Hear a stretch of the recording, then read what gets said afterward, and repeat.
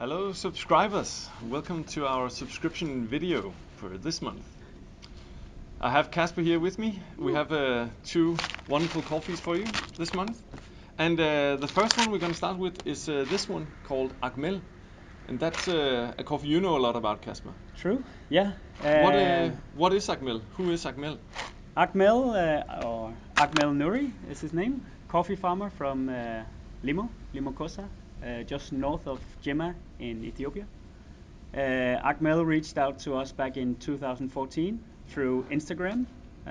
Of all places? Of all places, yeah. It's a modern world when farmers are getting in touch with roasters through Instagram. Yeah, it worked out great. He met a Danish student down in Jimma. He was studying at Jimma University. And Akmel was desperately trying to find partners to work with in coffee. And he mentioned us as being somebody who might be interested in some good coffees from Ethiopia. Back then, we had kind of had some tough years getting the coffees out of Ethiopia through the unions. So I had actually already planned that I wanted to go to Ethiopia and just seek out private farmers. So it was kind of like sent. Because private farmers are able to export the coffees themselves, whereas if you're a small holder and you're part of a cooperative, you have to go through certain larger exporting cooperatives. Things are changing, from year to year in Ethiopia, and they're trying to make it possible for co-ops as well to actually sell direct, and some can now, but you have to be of a certain size, both in terms of volume and also the farm, before you can actually achieve the export license. But Akmel had that, even though he doesn't produce a lot of coffee, but he has a big farm, so he has the export license, and even back then. So I told Akmel to please send us some samples, and we could kind of just see where it went. And samples came. It was like, yeah, well, Ethiopian coffee is always good, but we definitely felt like we could do it better. But also it showed some really good signs of the quality. So we went there very first in 2015 in January and visited his farm and was just blown away by the nature. It was like, when you've been to several coffee farms, you have an idea of how coffee farms look, and then you come to this very remote place, no electricity, no nothing, just clay huts, some raised drying beds, and then just forest. So it was just like, whoa, what is this? And Akmel was really like talking about nature, how he didn't want people to cut trees, how he didn't. So it's just like, whoa, this guy, he's really into the nature thing. So we just need to like improve the quality a little bit, and then we could have like a successful relationship. What was Akmel's background? Why did he have this desire about nature, and where did that come from? It's a very long story. I mean, Akmel's father used to have a farm in a nearby village. Then through it was like the communism area. The Derg regime. The Derg regime in Ethiopia, and the land kind of got taken from them. They nationalized a lot of land. Exactly. Yeah. Confiscated. So Akmel kind of, felt like he always wanted to be a coffee farmer again. He wanted to go back to what his father had done, and his dream was to get the exact same land, but that had then been like rented out or leased out to some other company. So he got a small plot pretty close by, and then he rented it. Cool. Or leased it. Yeah, and started planting coffee around the wild forest. Exactly. Yeah. So how he could afford this was like Akmel was lucky enough to actually go to Europe. He got a scholarship, so he has an education in agriculture from Europe. And while in Europe, he also obtained a green card to the States, where he then worked for many years in hospitality, both in hotels and driving taxis. And this way, he could kind of like make money, so he could invest in his farm. So he had this piece of land, and he spent the first 8 years just like, getting the infrastructure, just cutting down some of the it is like you cannot walk in this forest. It's that thick. So you need to kind of like go out there and with a machete and just like, make room for coffee. So all the tall trees are still there. Yeah. None of that is cut. So it's just like the floor, so that you can plant stuff and actually walk around there. So perfect biodiversity and shade trees. And just very natural. In Ethiopia, the coffee. There they're kind of blessed with that because they can just basically, I mean, it's not that easy, but you almost just drop a seed and a plant goes up. I mean, it's the origin of Arabica coffee, so it is the only place that coffee actually grew naturally in the wild, where everybody else in the world are planting it. So it's plantations, it's man-made. Yeah. It also, I mean, it's fun when you walk around. You see these crazy tall coffee trees, and you're like, how do you pick them? It's like, oh, it's easy. You just bend them down, and it's like, come on, it's not very efficient. How tall do they get at this farm? I don't know, 7, 8 meters, some of the tallest ones. And it's still just the one long, small, like. Some of them then bend over and then a new sprout comes up, so it's kind of random. I mean, stuff just grows. What varieties did he plant, or did he just take different seedlings, or? No, the way in Ethiopia is that if you're in certain areas, there are kind of like different selections that you can get, and these are way back in '74. There was some research, and they took a lot of different varieties, or what they call selections. And they've kept them, and then they've researched which selections grow well and gives good taste in certain areas. But this so is there is still like he has like 4 different selections at his farm, and then there are like some of them are mixed areas and some are more kept separate. But it's so far, it's not like a row of coffee. There's like 1 tree here, and then maybe 2 meters there's one new one, and then so it's, and in between that there's like heaps of tall trees and all sorts of different flowers. And and this is all what people refer to as heirloom varieties, because they are old varieties. They're old selections. They're not hybrids or stuff that people were cloning 2 different plants to get a new plant or anything like that. It's actually also very interesting. It's one of the first farm where I because when you go, normally I was working with the co-ops, and it's a lot of small farmers and everything gets blended. But here we could actually go out and then like keep all the selections separate and taste the difference. So was there anything we would prefer? Is there 2 kind of selections that we wanted to blend for a certain flavor? So it's given us a lot of room to kind of make these experience and learn that most of them really taste good. And if you blend everything, it's actually probably what we prefer. So nice. And this is a natural processed coffee, so it means that the whole cherry is dried on raised beds, as I've seen pictures of how Akmel does it. And I remember when he contacted us the first time on Instagram, one of the things that really impressed us was that the quality of his cherries that he picked, it was super ripe. It looked amazing at the time. What in the processing have changed over the years?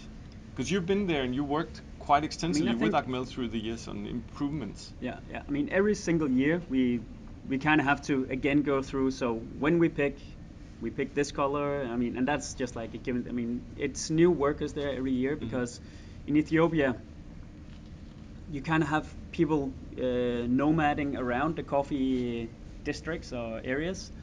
So they travel around. So you go and get these workers. So many of them are not the same that come back year after year. So you have to go through everything once again.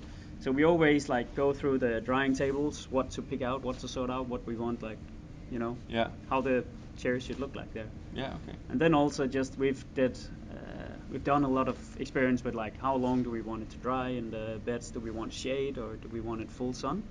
Is this covered with shade for this method, or? This is not covered with shade at all, and it's quite hot. He's kind of like in a little pot with the drying tables. There's some good ventilation of the air. Yeah. So they dry out quite fast, and I actually think that's why Akmel's coffees is less like wildly fermenty fruity in the natural.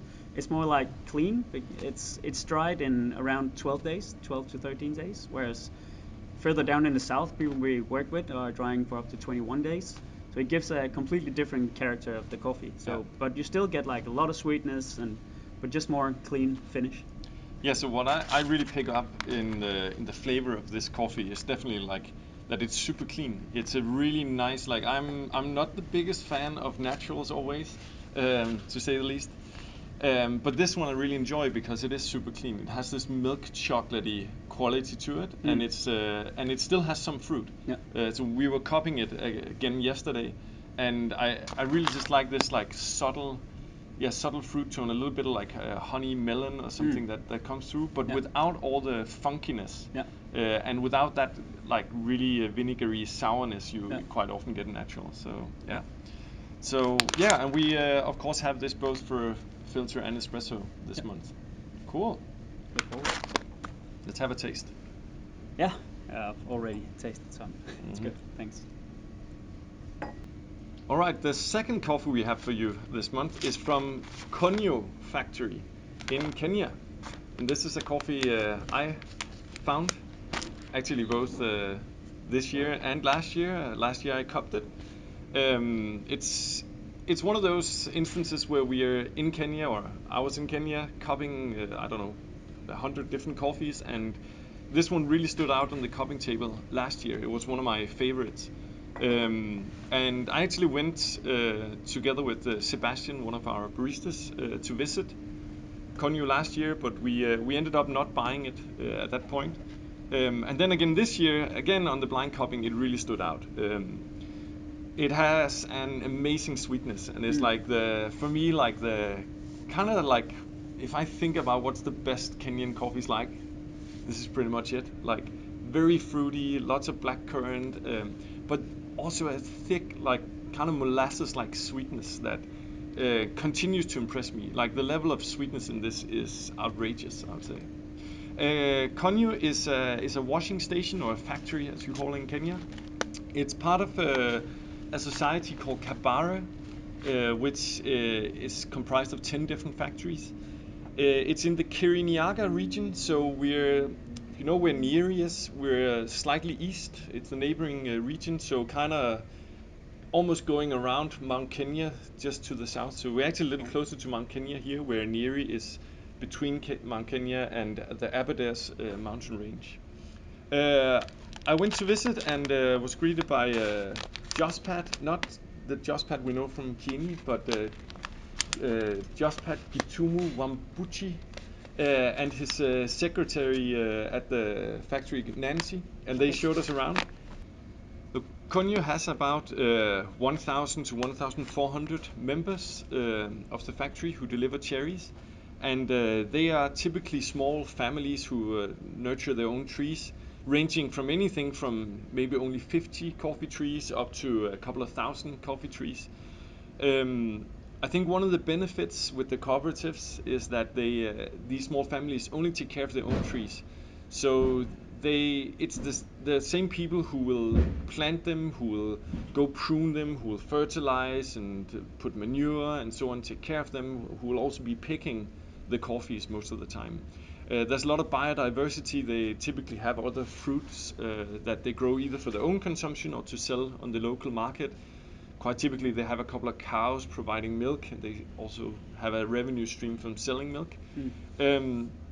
And so they know that the better they do on their own trees, the higher the price will be when they come to selling the coffee. Nancy and Jospat showed us around the factory, Konyu, and Konyu is named after this small water stream down behind the factory. It's actually a natural spring coming out down there, and the local farmers that we met told us that it has the cleanest water, and it's actually a little sparkling naturally when it comes out. Admittedly, I didn't dare to drink it. Just come on. Yeah, I know I'm a wuss, but I have had my fair share of toxins in the origin. Don't need to go there. Details. Yeah. I think when we saw the factory, both when I visited last year and this year, one of the first things that struck me is how worn down it actually is. Like you're cupping this coffee and you're thinking it's amazing, and you kind of build up an image of metal drying tables and sparkling clean, and then you arrive there and it is really worn down. No metal drying tables, everything is wood. They are, as you see in a lot of places in Kenya, they are actually really worn. It's wood that rots and gets soft over the years, so it kind of collapsed. So it didn't look terribly impressive. They have upgraded a few things. They've gotten electronic scales that make the delivery of cherries from the farmers a lot easier to manage. And then they have a 3-disc depupper. They put it into tanks. Kieni has 2 rows of tanks. A lot of Kenyan factories have that. These only have 1 row of tanks. So they do this intermediate washing, as it's called, just in that tank. Okay. What it means is that after depulping, the coffee goes in the tank, it ferments until the next day. And in a lot of countries, you just keep fermenting until all the mucilage is gone. But in Kenya, after about 12, 14 hours, you do an intermediate washing. That means that you put in clean water and wash off most of the mucilage, but then leave it to ferment again if there is any mucilage left. And then you clean and wash in washing channels. What that intermediate washing does is that it kind of controls the fermentation a little bit, because you don't have parts of it really like over fermenting or even getting close to over fermenting, because you have it more like a slow fermentation, more controlled in that way, which is one of the reasons why a lot of Kenyan coffees are super clean in general. Yeah, then they wash dry. There was literally nothing about the processing that really stood out as being different than most of the other factories you visit in Kenya. So I think one of the reasons for the taste quality of this is that we are in an area that is, I mean, they of course they have sold their coffee. They've been fair trade certified for a number of years, but it's maybe not the most famous region. And I think these smallholders, they're probably still, at least that's my theory, is that a lot of them are still harvesting and still growing the old SL varieties. Okay. So in a lot of other areas in Kenya, you see a lot of Ruido 11 and Bachian being grafted or planted, where I think one of the reasons this is tasting as I envision So the it's best. pure SL varieties. No, there will definitely be some Ruido 11 Okay, and okay. Bachian, but I suspect, and I can't verify it, but my suspicion is that the reason for this taste quality is because they haven't done it as much out there yet. It will probably eventually come, because all farmers in Kenya are battling so much with CBD, coffee berry disease, and different kinds of rust and plagues that attack the tree and diminish their harvest. So all of them are, of course, looking for a better yield. And the backside of that is that we still have a tendency to prefer the flavor of the SL varieties. Yeah.